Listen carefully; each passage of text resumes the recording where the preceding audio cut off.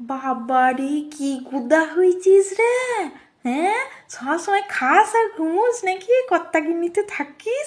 হ্যাঁ, রাঁধিস ভালো মন্দ না রাঁধিস না? হ্যাঁ, ওই ফোনে অর্ডার করিস আর খাস নয়? বাবারে, আর এই গুদা চেহারাতে এইসব পোশাক মানায় না।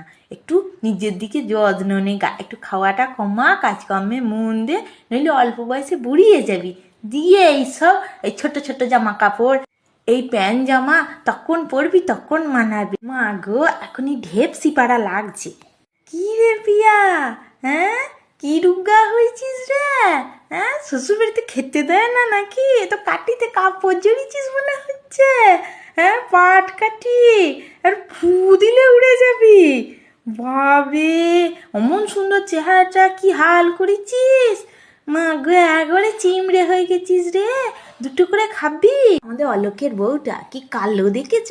বাবরে, অমন সুন্দর ছেলের ওই বউ, বাবা যত গুদ্দা তত কালো। কালো তো নয়, ওকার কালোও বলে না, একবারে বার্নিশ করা আল কাদরা। আমাদের রজতের মেয়ে, ফর্সার বললো না, বাবা একবারে কটা হয়েছে, চোখগুলো চুলগুলো সব কটা।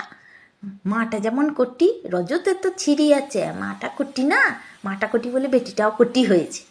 মা গো, তোমার এক কোমর চুল ছিল, সব চুলগুলো উঠে গেছে নাকি? হ্যাঁ, কেটে দিয়েছ? মা গো, কিরম ফিরিঙ্গি পাড়া চুল করেছে দেখো, কি সুন্দর এক পিঠ চুল ছিল।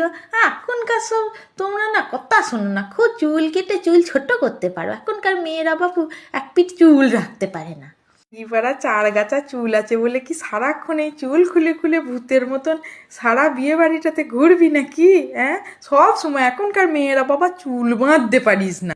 আপনার কথায় কেউ চিমড়ি থেকে গোদা হচ্ছে, কেউ গোদা থেকে কেউ আলকাতরা থেকে কটি হচ্ছে, কেউ কটি থেকে আলকাতরা হচ্ছে। আপনি কিন্তু সেই সেম আছেন। ভদ্রলোকের এক কথার মতো আপনার চরিত্রটা না সেই সেম ছোট। বাবারে, তোর খুব কথা, ওই জন্য বলে যেচে উপকার করতে নেই, ভালোর জন্যই তোরকে বলছিলাম।